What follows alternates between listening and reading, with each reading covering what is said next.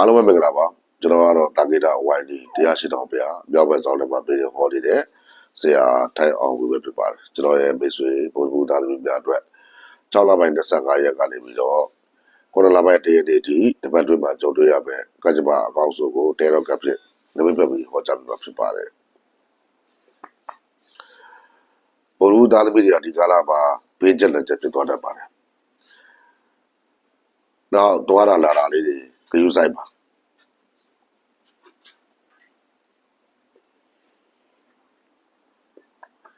လက်ရှိဝေးကြီးရတော့တောင်းပေါက်ပြီးတုံးလိုက်တယ်လို့ပဲကုန်သွားလိမ့်မယ်ရှိတာလေးတွေပြောင်းသွားလိမ့်မယ်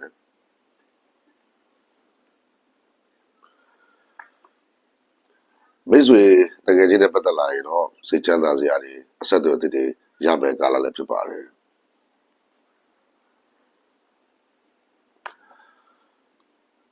မိသားစုအိမ်တွေမှာပေါ့နော်ကိုယ်တည်းမသိပြတဲ့လူတွေပြန်လည်းသိပြသွားပဲနောက်ပြီးတော့မိသားစုဝင်ချင်းချင်းပေါ့နော်အတွေးကိုအယူဆလေးတွေပြောင်းသွားတယ်အဲ့ဒါကောင်းတော့ပြောင်းလဲခြင်းပါပဲတကယ်လို့မိခင်ရှိလို့တော့ဂျပန်ရေးကြနေတယ်ဆိုရင်မိခင်ဂျပန်ရေးပြန်ကောင်းတော့ပဲကာလလည်းဖြစ်ပါတယ်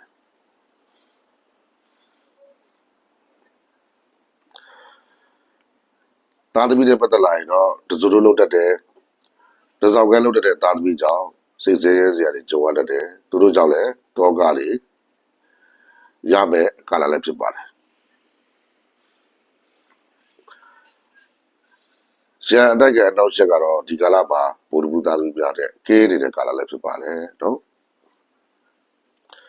ငယ်ရွယ်တဲ့ဗုဒ္ဓဘုရားသမီးတွေဆိုရင်တော့အခြေအေးမှာချစ်သူဝိုင်းဝိုင်းလည်းနေမယ်နော်ချစ်သူရှိပြီးသားလူဆိုရင်တော့အစင်းစက်ကြောင်းလာတာတို့နောက်လက်ထပ်တာတို့ပြုလုပ်ရမယ့်ကာလလည်းဖြစ်ပါတယ်အခြေအေးမှာကံကောင်းနေတယ်အိမ်တော်ရှင်များအနေနဲ့ကတော့အိမ်တော်ဘက်ကိုလူသီးပြီးတူကနေပြီးတော့အလုပ်တွေနောက်ပြီးတော့ဂုဏ်သိက္ခာတွေကြောင်းအောင်ပြုလုပ်တတ်တယ်အဲ့တော့အိမ်တော်ဘက်နေတဲ့ခရူးဆိုင်ပြုလုပ်ပါတယ်ဂျမရေးတွေကတော့နားတွေကလေထွက်နေပဲညဘက်အိမ်မပြောဘူးဖြစ်နေတတ်တယ်ပညာရေးကိစ္စတို့ဘာသာရေးကိစ္စတို့အဋ္ဌာကိစ္စတို့ဒီကာလမှာမကောင်းသေးပါဘူးရနေသေးပါတယ်အလုပ်နဲ့ပတ်သက်လာရင်တော့လုပ်ငန်းတစ်မျိုးလုပ်ရတယ်ဒါပေါ့အလုပ်တစ်ခုတွဲလုပ်ရတယ်နောက်ကိုကြည့်မဲ့လူကလည်းနှစ်ယောက်ဖြစ်နေတတ်တယ်အဲ့တော့အလုပ်နဲ့ပတ်သက်လာရင်တော့ဒီကာလအပြိုင်ဆိုင်လေးတွေရှိတယ်အတိုက်ခိုင်လေးတွေရှိတယ်ဒါပဲကိုပဲအသာစီးရသွားမယ်နော်အခြေအနေမျိုးနဲ့ကြုံရမယ်နော်ကံကလည်းကိုမျက်နှာသာပေးနေတယ်ဝကြီးလက်လာပါနဲ့ပတ်သက်လာရင်တော့ဒီချိန်မှာ